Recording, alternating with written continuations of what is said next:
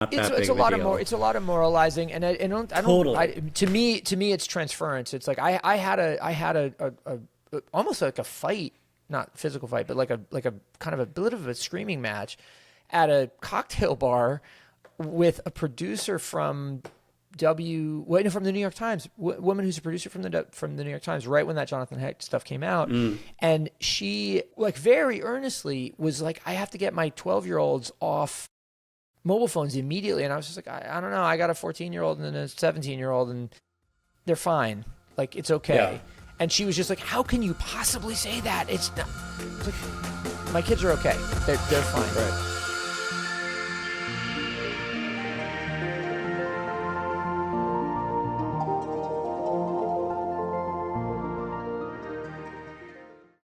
Okay, hip replacement episode number 13. We're back, Kyle. We're here. How are you? I'm doing well. How are you? Happy summer, almost, Okay. kind of. I'm recovering from my right. big Gen X weekend, which I'll tell you about in a minute.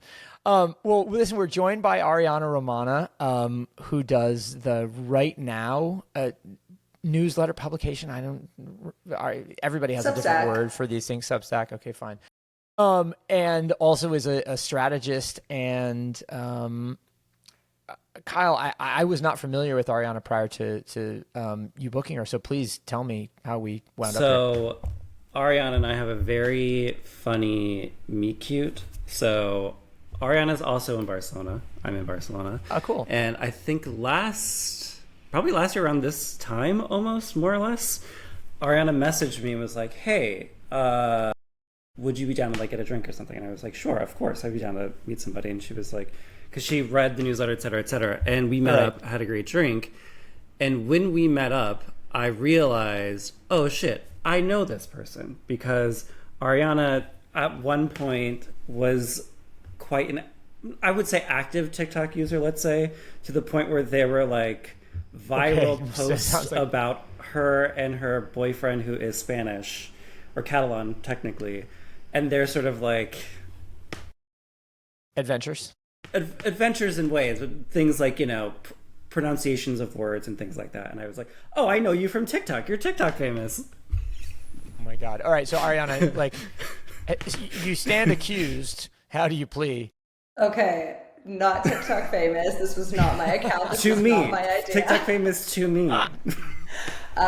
My boyfriend, when we first moved to Spain, we were nomadic. We were traveling to all these places. And for context, he has a post-production studio. He does camera work. He's very into it. And so he just started filming all these things, especially like pronunciation things, mainly English things and brands that Spanish people, how they pronounce them, like Vicks Vapor Rub. Actually, the one that went viral, because it blew my mind, was Mariah Carey, which is actually pronounced Maria Carey here. Okay, got it. And for some reason, that TikTok went viral. It was like Huge. On Catalan News. There were like Catalan journalists following my really 6-post account. And then Kyle knew me from there. And I was like such a fan of Kyle. And I was like, wait, you're in Barcelona. This is crazy. So what's funny is that I almost reached out to you with the same exact thing because of those TikToks. But then I was like, well, that's weird. That's like, because on TikTok, it seems a little bit more invasive, but like in a newsletter, I feel like that's a bit more normal. So I was like, no, I'm not going to. Like, these videos have like hundreds of thousands of views. That's a bit strange, so I didn't. The timing was divine. Always shoot your shot. Always. True. True. So Ariana, I would without doxing you in any way, I would say, judging by your email address, you're also a Gen Z person. Is that fair to say? I put myself in a zillennial category. Okay, got it. Because I am technically a millennial, but I think just staying on like the edge, being in the middle there, and also being someone who like works in culture, you're exposed to a lot of Gen Z culture. Of course. I also have like younger siblings and younger cousins, and like in the group chats, they were very Gen Z. So I put myself in like a zillennial category. Okay. You can switch where you see fit, which is Thank you. Oh, the old generational code switch. Yeah, got it. Well, speaking of generational code switches, we typically start out with a Gen X story. I didn't have a news item this time, but I did spend my weekend at what was like a little bit of a Gen X reunion, coming home, so on and so forth. So I acted as the exhibition producer for a museum show in Syracuse at the art museum, where I grew up skateboarding with a bunch of guys who have all gone on to different and varied sort of paths in their lives. One of whom is the filmmaker William Strobeck, and he was asked to curate the summer show at the museum. So we were up there for that, and it was amazing because there were 4 generations of skateboarders there, right? X, Y, X millennial, Z, and A, and the number of like 50-plus-year-old dudes who were out on skateboards was kind of astounding. Some of us, myself included, paid the price, took some spills, but it was also this amazing, like, totally intergenerational transference of energy and or exchange of energy and sort of spirit of youth. And I loved it. And we were talking about how we showed up as, 50-year-old dudes to the plaza, and the kids who skate there every day now were just like, oh, hey, what's up? Good to see you guys. How you doing? Whereas had that happened when we were in our early 20s, we would have been like, get the fuck out of here. What are you talking about? Like, bye. And so I appreciate the respect. Shout out EVS crew. But then beyond that, it was a very funny weekend in that. What do you guys make of that? Is there a greater degree of respect because of, let's call it, the flatness of the cultural timeline, where young people have access to old people's stuff and vice versa? Or am I just like an edge case? Well, technical question, were those like kids, quote unquote, who were like, yeah, you can skate with us, were they like 14-year-olds or are they like 25-year-olds? Because they're different. Of course they're different. Yeah, no, well, it was more so towards 25. Towards 25. Okay. I think it makes much more sense because I have this conversation often with my boyfriend is like mid-millennial, and he often talks about how he has the same lifestyle, but he has the same lifestyle that he did when he was 25. And I think he's like, I could live this lifestyle unless I have kids, really. I could have the same lifestyle until I'm 45. So I do think there is a bit of a flattening and like an understanding of the differences are less. And again, it's all kind of democratized because we're all on the same internet now, which is kind of feels like a teenage internet. Right. It's sort of the heart. Right. Yeah, it's the heart of my question. Well, it's funny. I mean, over the course of this show, Kyle, we've talked a lot about the internet being the English internet, right? And to a large degree, the Western internet. I've never heard it characterized as like a teenage internet, but that's kind of interesting as a construct. Yeah. I think, teenage internet because of, I guess, the censorship is maybe the right word around it. It kind of has to always say PG. And I also feel like the thing, well, depends where you are, true, but like I don't know if I agree with that, but it's an interesting thought. Yeah, but I think that there's something to that in the sense that like whatever is sort of quote unquote trending on the internet is usually starting from young people. That's true offline as well, obviously. But like that sort of then creates that sort of flatness of the generations because like sometimes it's a millennial thing, sometimes it's Gen Z, sometimes it's Gen A, and like they sort of go back and forth.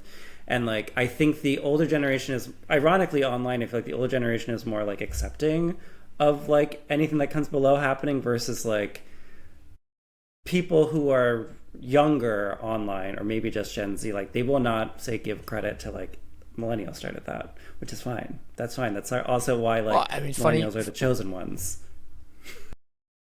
Well, I was going to say, I mean, according to the New York Times today, everything millennial is cool, and the Gen Zs are paying attention to it and reluctantly giving credit. No? I've been seeing this a lot on the timeline. Yeah.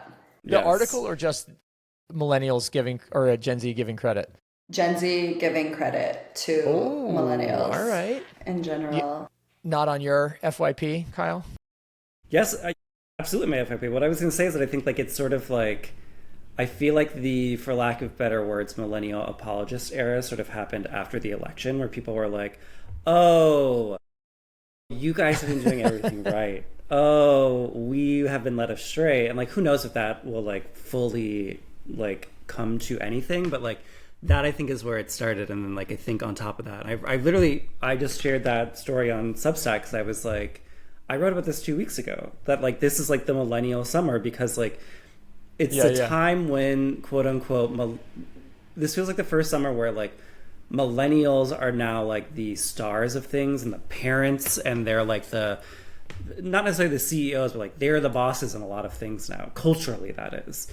And like that, I think, paired with, say, this sort of cultural, or not cultural, but just like aesthetics, and to that last moment of like quote unquote true culture being made, being time stamped to millennials, they get a bit of the credit, even if like, you know, the Carrie Bradshaw Sex and the City stuff, like that's Gen X, but like millennials get credit for it because they were the ones wearing it and taking inspiration from it. So like it's sort of the last, to me, I think, thinking about Gen Z and maybe even younger, is like that seems like the last era, at least online and in media, that still was a true culture before it all got dissolved, to what we were saying about the skateboarders earlier. Yeah. Well, okay, so, and speaking of credit where credit's due, I don't think it's unlikely at all that the New York Times read your piece and then decided to write its own.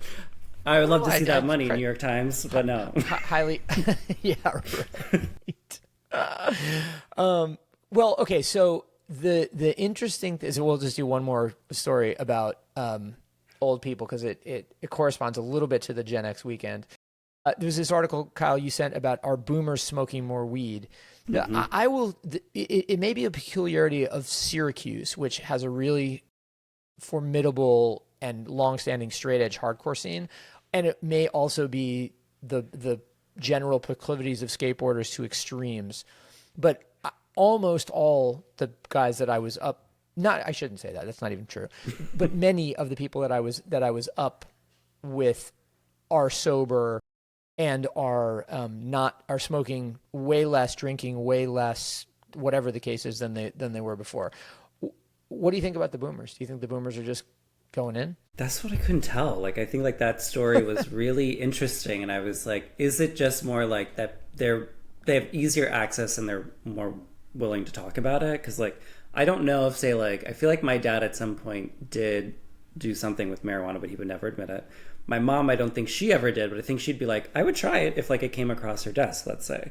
But I think that's sort of like to me, that's what it sort of seems like, is again to the millennial thing, is just like, you know, we got our parents on Facebook and got them to use Uber and Netflix and whatever. Is like, I feel like a lot of that is like, oh, I'm home for Thanksgiving, I brought weed, you should try this, mom, or whatever. Right. Like, and then it's legal mom now. tries it and then mom likes it. Like, that's how my mom started drinking wine. It's exactly from that. But it's your mom had wine prior to. Well, she was never like no. She was like never into alcohol or whatever reason. Then like I gotcha. Started working in restaurants and coming back home from college, and I would be like, I'm gonna teach you how to make an apple martini. She was like, what's that? And I was like, you're gonna find out, sister. And then like the rest of the story. It's a great place to start. Right. Exactly. Hey, this is 2004, so that says a lot. Oh, okay.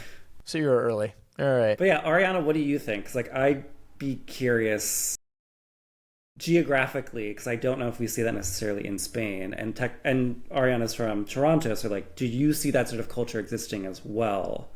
So Toronto, I have no idea.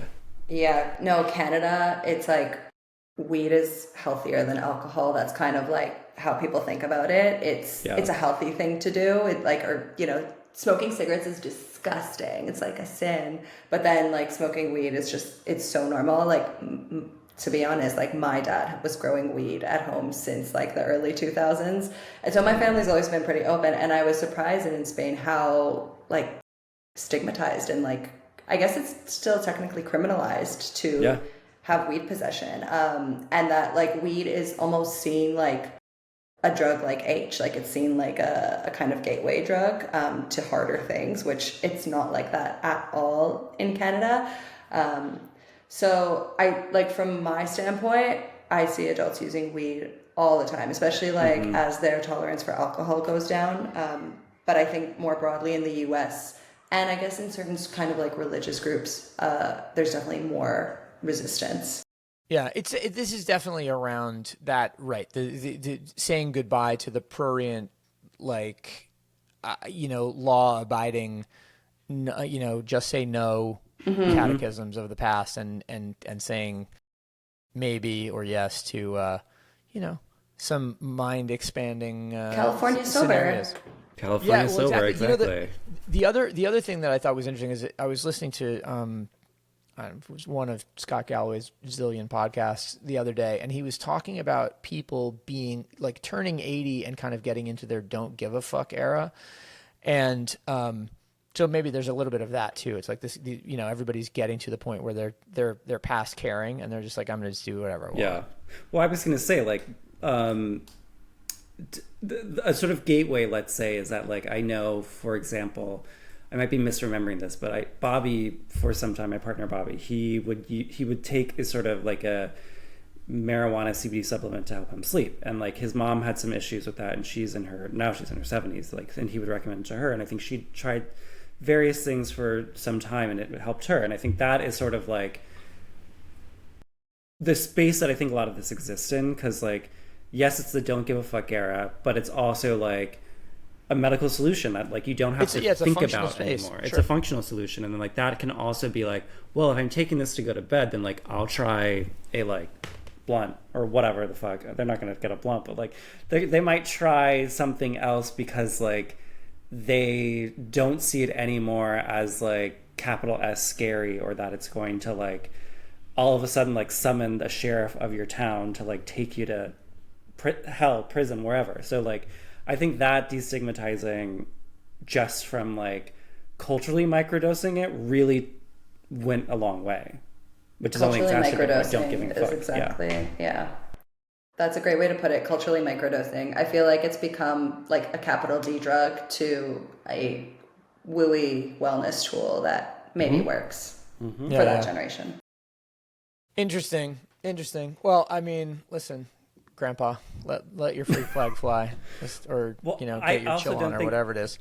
Yeah, like I think for what it's worth, to the point of wellness, like it's interesting that like at least in the States, weed culture isn't what it was, say, in the mid 2010s, and it was like it's new, it's here, it's whatever, and like now that sort of alcohol culture is like maybe going down, it might come back up, weed culture. And I only say this because like Ariana and I talk about this with some occasional frequency, is like we're still in a sort of like what if moment around like Make America Healthy Again, let's say, and like the RFK of it all. Like I would not be surprised if this year they're like, you should be doing weed, like it's good for you. Like I would not be surprised if they sort of like bring that under their umbrella of like Trump stuff, or not even that, but just like, eat your protein popcorn and smoke a little weed. Like it's the American dream. Like I would not be surprised if that happens.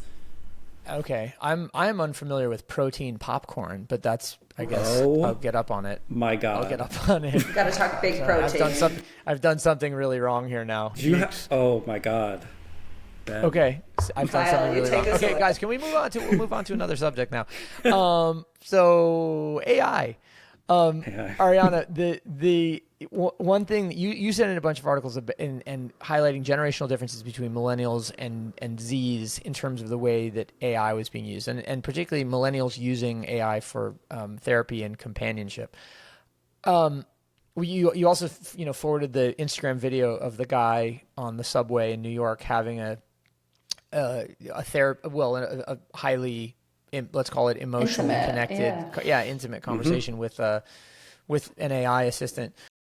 Talk about this a little bit. Like, what strikes you about these stories, and B, where do you see any truth to the idea of the generational divide? Yeah. So the generational divide is really interesting because I feel like it points to emotional or like knowledge gaps in each generation. Sure.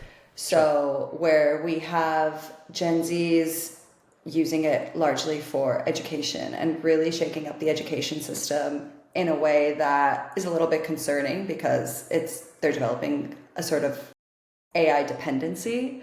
And right now it's subsidized for them, but what happens when they enter the workforce, and that might no longer be the case. In one of the articles it talked about how like the lifestyle subsidy for millennials was Uber and ClassPass and all these sort of like VC funded services. What happens when like the price doubles or their brains have not yet developed and they don't know how to put together a critical thought. And then I think again it comes to millennials where of course like therapy and things like companionship, and there's a loneliness crisis. Oh, I'm so sorry, Kyle, that your head is in your hands. I'm worried for these young people. I really am. I am very worried. Because I even not. notice it. Really? No, Wow, no. But okay. keep going. You Yeah, even keep going. I noticed it in myself when I first started working and playing around with AI, and I would do projects using a lot of AI. And like I would finish a project and the client was super happy and everything was great. I'd leave that project and think, I don't remember anything about this project. Like nothing about that resonated with me. And I just, after doing it for a few projects, I felt kind of numb. Like because there was no creative, there was no creative happening on my end, but like I was not engaged in it in the same way. And I got so quickly bored with my work.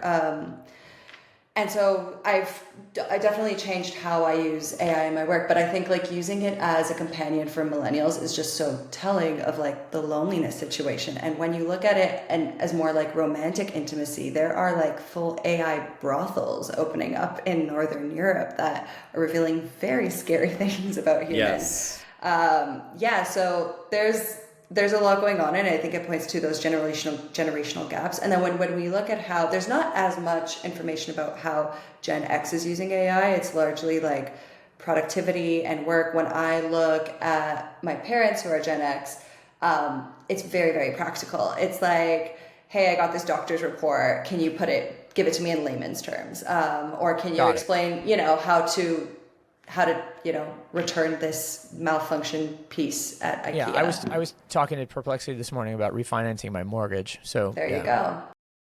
Similar. It's quite practical. It's quite like Right. Google search kind of stuff. Yeah. Oh, yeah. 100%. Mm-hmm. So Kyle, anything to add there before I come back with my why the kids aren't?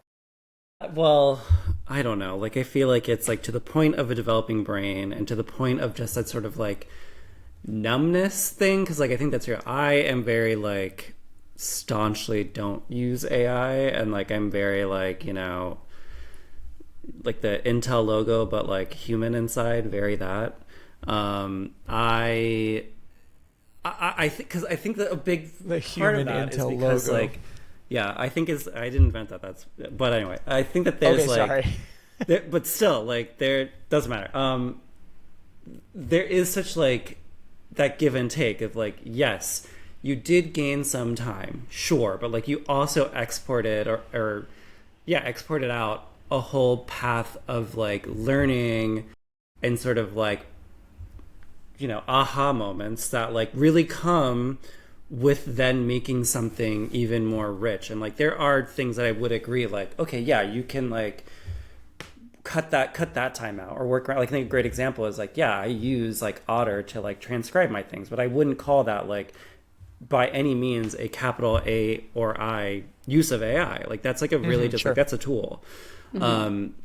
But like even in that process, I will say like there are moments where I'm sort of like reviewing a transcription and like a nuance is lost that I'm not thinking about because I'm just like, okay, I'm just sort of working. But then when I go back and I'm like, well, that doesn't seem right. And I listen to it, I'm like, oh, this is so much richer than I remember. Right. And then it makes it even more real. And I have to make sure to put that nuance in. But if I'm like pressed for time, I don't. But like that's like a really good example of like something that then if it's happening on a macro scale, if I'm learning about an expertise, then like, well, holy shit, like, well, you're just like, you're losing it at a time when like you're supposed to be putting more things in your head, to me. And that's not everybody, I know, but like that's what concerns me. And I think that there's like, forgot how I was thinking about this, but like there's going to be a moment where there's like, okay, yeah, like this person, say like a seamstress, let's say, is just using AI to figure out how to do this stuff or work a machine that does it. But like when all those machines break down, like, do you still have the skill set to be able to fucking sew these pants? You might not. And like, then it's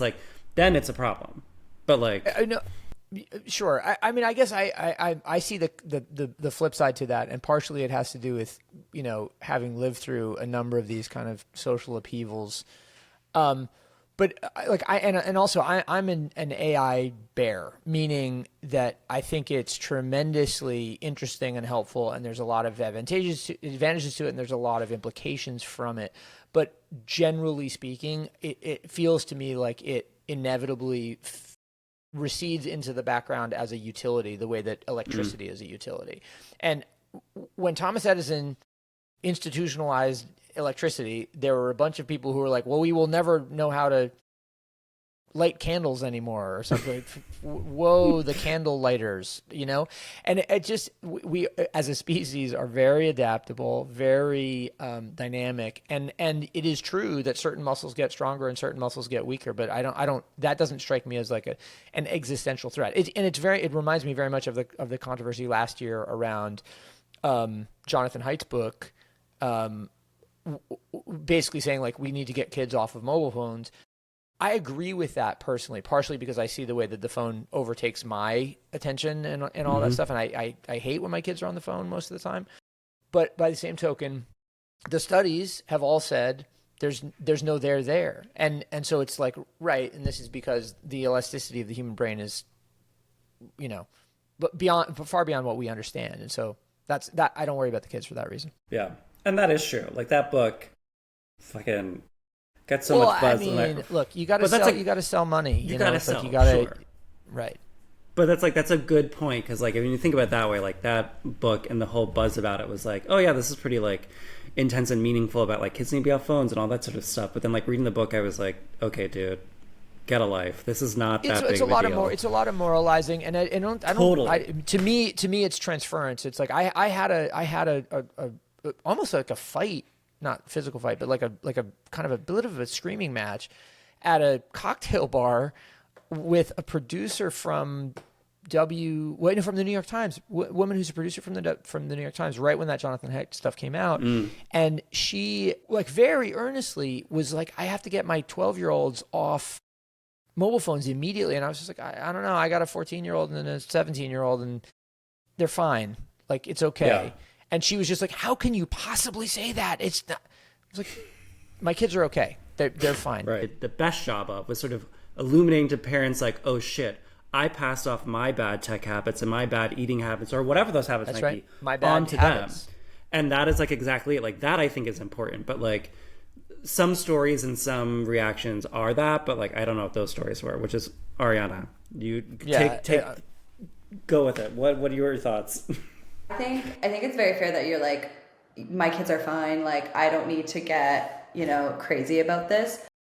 But I also think like you're a really educated person. You're very tech literate. True. And like you impart those sort of like lessons and values on your kids. I have a personal Gen A correspondent who has had unlimited access to TikTok since she was 6 years old. And I can see the effects of that on her neural development. I can see the way that she behaves immediately after she's like spent a good chunk of time on the phone. My mom has been teaching for like 30 years and she doesn't have a phone at all. She is like an iPad mom to the max. You can't reach her. Yeah, it was like so annoying at first, but now I'm like, that's pretty punk. Like, yeah.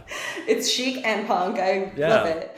But she's like noticed a really steady pattern in students' behavior since like 2016. She says it's been sharp and it's been like nonstop, and mostly of kids not having the attention span or the patience to like work through a difficult problem, or to not have that dopamine fix. Everything is like, it's the instant gratification. I think it's like what it does to your brain when it's so neuroelastic. They can't sit with they can't do homework. Like she's like, and you see this echoed at like the university level where professors are like, we cannot give readings. We cannot give homework. It just won't happen. It'll never get done. Yeah, I got it. I mean, that also, to me, this is like the outhouse industry complaining about indoor plumbing, like to some degree or another.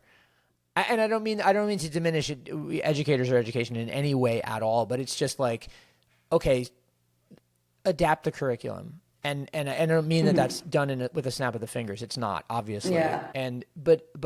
I just think we have to recognize the realities, and we also have to recognize how durable as a species we are. Yeah. But I could be wrong. But that's the thing that we have this conversation every week. Updating the curriculum though is truly the key. Yeah, but it's also just like, I think like everything that you said, Ariana, like I think I would agree with that. And like I don't have kids. I don't have any horses in this game, but I do watch some horses that are related to me. And like I would agree, like get off the damn phone, like that sort of thing. Related to horses. Yes. However, I think that like these problems that we talk about, like let's say like the kids maybe being overly dependent on these things and sort of rewiring the brain, like that is true across generations. That's true of everybody. Like there are like, you know, whenever I get a haircut every fucking 2-3 months, like I am not like I'm addicted to my phone person, but like when I'm even in that chair, I have to think at some point during it, I had the thought of like, oh, let me grab my phone. And I'm like, why the fuck would I do that? Even if I'm sitting in silence, not talking to Sasha, my amazing hair guy, I'm still giving him the respect of like, you're cutting my hair. And I know, and I've seen people who are just like, they're on their phone the whole time. That's fine. Look, I don't give a shit. But also, I think it's less about their being on the phone and maybe potentially like disrespecting the hair person. The hair person probably doesn't give a shit. It's more about like, you can't not look at it. And like, that's where I think is like what it's about. And I think that is like, that can happen at every age. And it does. That's why the iPad parent thing exists. Because it's the same behavior. Right. Totally. Okay. Well, look, I guess that's ultimately my thing. The neuroplasticity of young brains, I guess, is the one X factor, so to speak, that will be interesting to see how played out. But like I said, with mobile phones, it seems not to have made much of a difference. Okay, so speaking of children, Man-Child, the new Sabrina Carpenter something or other. I don't even know what this is. I to be honest, I haven't been paying attention to streaming media or like YouTube videos or whatever. Is this a new single from? It's a new single. She started teasing it last week. There were billboards, there was social posts, there was all these things, and she dropped it, I think last Friday, maybe even Thursday. But funny enough, last week I was just opining about like how I'm like Team Sabrina all the way. You did a good job. Like you're amazing. Like you're this you're is the our future song of of the pop summer music. discussion from last week. And then it's sort of like the snake came around to eat its own tail. Not necessarily me, but just like that sort of what she has constructed. It's sort of importantly like she made this amazing thing that like then it sort of. Let me just give examples. It did something that was really unique. It was that like she announced the name of the song. People were like, okay. Then on TikTok, people were like, I bet it's going to sound like this. And a few people sort of like made up how they think it was going to sound.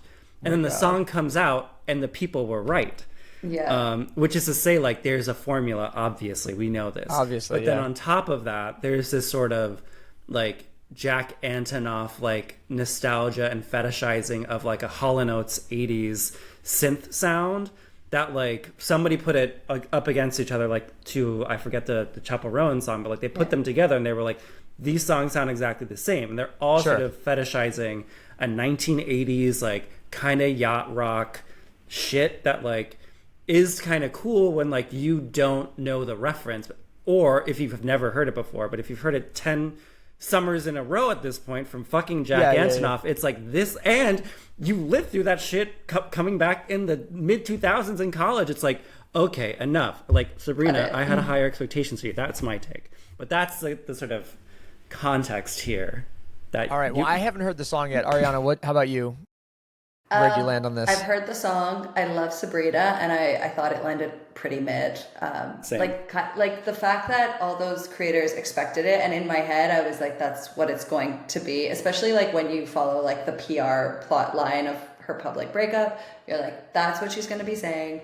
And yeah, it felt really mid and expected, and it's not on any of my saved Spotify playlists. Okay, got it. So here's a question then, because there was an article, there's something I read recently about mid is the new gas, and gas is the new mid, and the idea, I mean, it just reminds me a little bit talking about Sabrina's new song about the Addison Rae singles, which Diet Pepsi aside, and even Diet Pepsi a little bit, they're sort of intentionally tuned down to a level of mellowness or midness, right? Mm-hmm. And it's sort of interesting to think like, okay, this is our tactic is basically to play to the middle, and possibly because that's most broadly appealing, but also possibly because it's just different.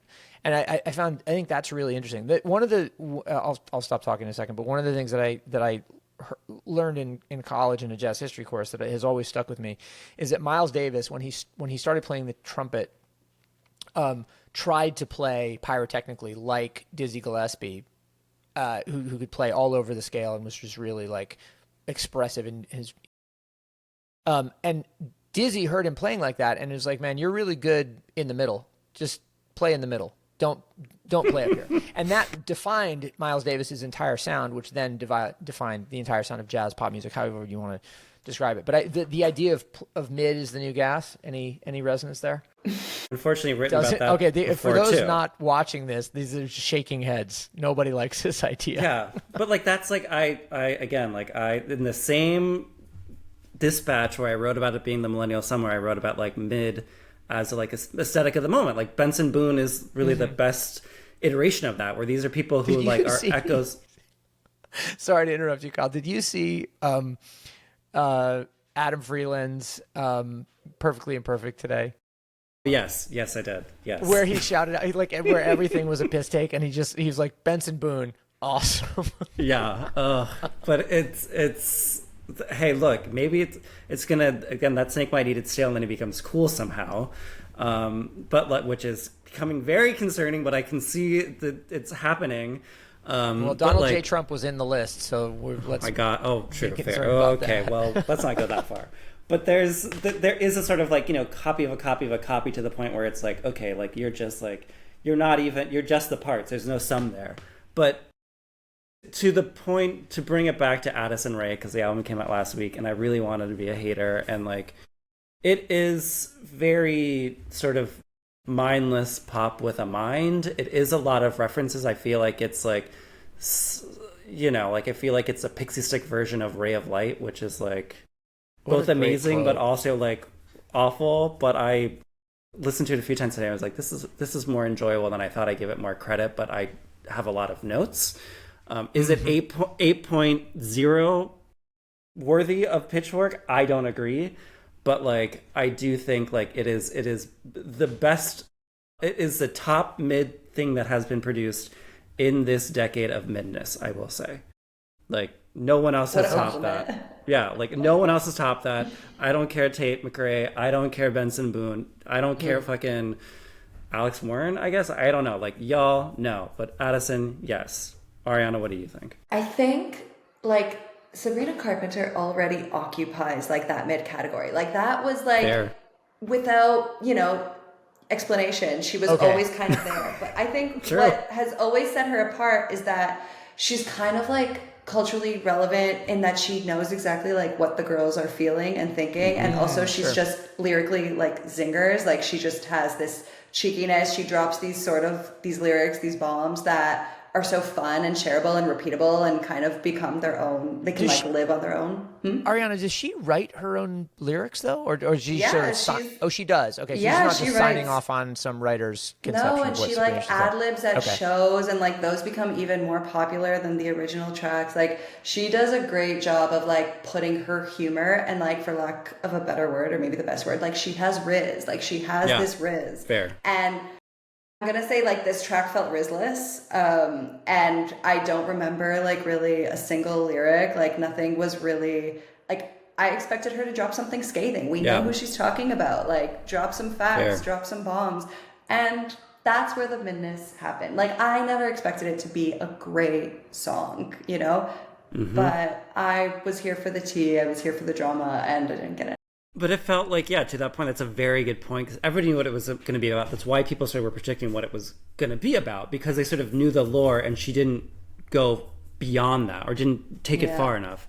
And to that, like, it did land mid, and it also felt predictable in almost like an AI aesthetic way. It's like, this isn't baked enough. Like, why is this coming out now?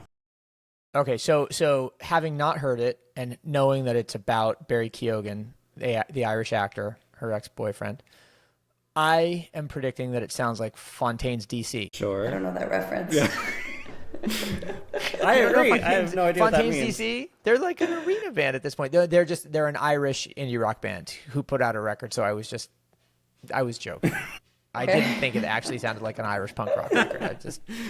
Okay. All right, Dad. I'll take your word for it. Stop joking, Dad. Fine. All right, cool. Well, okay, so I mentioned earlier that I didn't know about protein popcorn, which, Kyle, brings us to this other story that you wrote about the David drama. The protein popcorn, the David drama. I mean, we're getting into our alliterative bag here. What's going on here? First off, I'm shocked you're not up on the like protein culture, which is another thing that I'm up on protein culture, just not protein popcorn. That was new to me. Khloe Kardashian protein cloud popcorn. Did you? Oh, is that what that stuff is? Yes. I didn't catch it. No, I just knew she had a protein product. I didn't know what it was. Or no, I knew she had a popcorn product, not a protein. It's a protein product, which is like again, where all trends both emerge and die is from the Kardashians at this point. Chloe, I'm sorry, I didn't pay close enough attention. I'm sorry. We said her name, and she's just gonna be happy with that. So, hey, she won then. Get in where you fit in. Yeah, but like, I mean, true, but like that's like the David thing is in the sort of mood board of all of these sort of, again, the Make America Healthy Again, this whole protein moment, which I think like, you know, it's. I'm guilty of participating in that culture too, being somebody who like, you know, is 2 years into quote unquote a gym era. And it's like, yeah, okay, I started using protein. Sure, whatever, sue me. But like, I'm not doing the protein popcorn. I'm not doing the sort of like versions of protein that aren't real, but like are manufactured, let's say, which is where this culture comes from. And the David of it all is that they sort of like have become a really buzzy, sort of like somewhat beautiful or novel in the style of like vacation version of a protein bar. Right. And that has caught on. And they bought a company, I think called Epig, I believe, and which made something called EPG, which is like a really sort of low fat that sort of like really makes the product and a lot of products work, is that like it keeps the calories really low. And like they bought the factory. Now people are like, that's a monopoly. Like we can't work now because you bought the factory. So David is now big protein? David is big protein. David is big protein. But like I think like to that, it's sort of like, to me, it's sort of, we all knew this, but I think seeing that and like the product David itself, I think really exemplifies this as a sort of like, it's not about the body. It's not even about like, for lack of a better word, sexuality or health. It's just about like sort of the profit of it. It's like, it's about like having the biggest arm. It's about like, you know, quote unquote being the healthiest. It's not about necessarily, for lack of better words, a sort of like communal aspect of health and the body, which I think is a fascinating thing. And I think there being a health quote unquote company buying something and then like preventing anybody else from using it sort of really brings a sort of protein culture direct. Like it's just like, you know, this is about a sort of strange navel gazing selfishness that doesn't serve anybody else. Like, look, hey, like it's like, I'm all for it, but like it's also like, look, you can't have a beautiful body and then be like, don't look at me. Like it's like, what are you talking about? Like, what is the point then? That's my, again, that's sort of like, it's an arm of the conservative world that I don't think people think about, is like having beautiful body and then just like hiding it, or not hiding it, but just like not using it in a way that like, I don't know. Well, not taking advantage of the work or the investment that you put in. So Ariana, Kyle said something interesting a minute ago that I wanted to just point out and ask if you align yourself to this. He said, I use protein, which strikes me as a very odd way of thinking of it, but I also totally understand. I understand. What you mean, Kyle? I think it's like. Go ahead, it's just like if I ate a handful of tofu, I would be eating protein. I would be using protein, right? I mean, I guess just consuming protein or whatever. I thought it was interesting and an interesting turn of phrase that I would never use myself, but that is not inaccurate based on the sort of supplementalization of protein, right? Yeah. So Ariana, I wonder, do you use protein? So I think it's my definition of using protein is being mindful and I guess counting your macros. So and understanding, like, I guess also for like a lot of people who work out, if you have certain fitness goals, you do kind of need to pay attention to your protein. So I do pay attention to protein. I supplement lightly. But my boyfriend is like kind of into the big protein propaganda these days. Okay. But I use protein. I buy like the protein yogurt that's available here in Spain. That's really good. And make it my dessert, you know? All right. I want to ask an indulgence of the two of you, because you are both strategic brains, and this is a little off script for the pod, but I think it'll be fun. So if David, which is a protein bar in and of itself, has bought this company EPG and is now, as has been alleged, a monopoly within its industry, who from outside the CPG category should acquire David as a means of building a larger portfolio? Because clearly, like a ConAgra and a Mondelez, or whatever the savory side of Mondelez is, or even Mondelez itself, Nestle, like these big, and do something interesting with it. That's a really good question. Activewear, like okay, so right, so a Lulu or a Nike, right? That's Nike could have a product. I think it has to be more. I would love to see it like be like a more of like a thoughtful like niche category, and have it be this really like thoughtful brand extension that adds to their universe. So sort of a well, I mean, you can imagine Apple doing it in that regard as part of a wider wellness push, right? Yeah. But I think like you said, maybe a Lulu, which it's like a little bit more elevated, a little bit more thoughtful. In terms of like their design, you know, they're kind of like the standard. So having like this like top of the standard protein. Okay. All right. And who would be the worst? Oh, sorry, Kyle. Any Well, thoughts I was gonna say Apple, to like, you know, to the point of the David font and like to the point of sexlessness, it's a perfect pairing. Oh my God, that's so funny. I would say like there is a case to be made, and like this is kind of ties into the worst of it, is that like I feel like it would be a perfect like thing for like Olipop all the way to like Pepsi to buy. Like that's like the perfect pairing where it's like, oh, we're healthy now, like blah blah. Like that's probably what's gonna happen. Like more than Nestle, it's like it's gonna be fucking like PepsiCo, and like that's what's probably gonna happen. Frito-Lay. Sure. Yeah, exactly. Well, I mean, same. Well, so Pepsi and Frito-Lay are the same company. Oh, right. They all compete. I mean, they're all competing for your snack dollars. So, or your snack euro, and you're in the case of you guys. In any case, I think it's just fascinating to think it. And then I want to end on the flip scenario, which is who would be the worst acquirer of David? The Kardashians. Well, okay, fair. Okay, so a Skims, Jens and Emma Greed type situation. When it just feels like the reason why the cloud feels so unnatural is because like they've never been about fitness. They've been about like being performative rather than performance, right? Paying for the body versus, which technically fits into that, but like it's the body is not a site of labor for them. The body is a construction site. Period. All right, I'm sorry. We're not saying anything after that. That's the end of the podcast moment right there.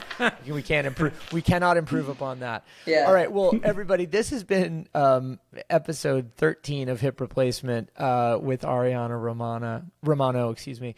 Ariana, where can the kids find you outside of this pod? Don't look for me on TikTok, but. You can find me my Substack right now, which I publish monthly, and on LinkedIn. Got it. And that's RIGHTNOW right now, or there's some special spelling? Okay, got it. Cool. And then besides that, we will be back here every Monday, uploading every Tuesday going forward. And so Ariana, hopefully we'll have you back at some point so we can compare, and maybe in a year's time we'll be able to reflect on this AI as electricity argument and see how right or wrong I am at that point. Celebrate David getting bought by the Kardashians. David Kardashian. Wasn't that the dad's name? No. Your body is a construction site. Yes. Anyway. All right. Anyway. All right. Great to talk to you, Ariana. Thanks for joining us. Like and subscribe and all that stuff, guys. Please, on all of your favorite podcast platforms. And we'll see you next week.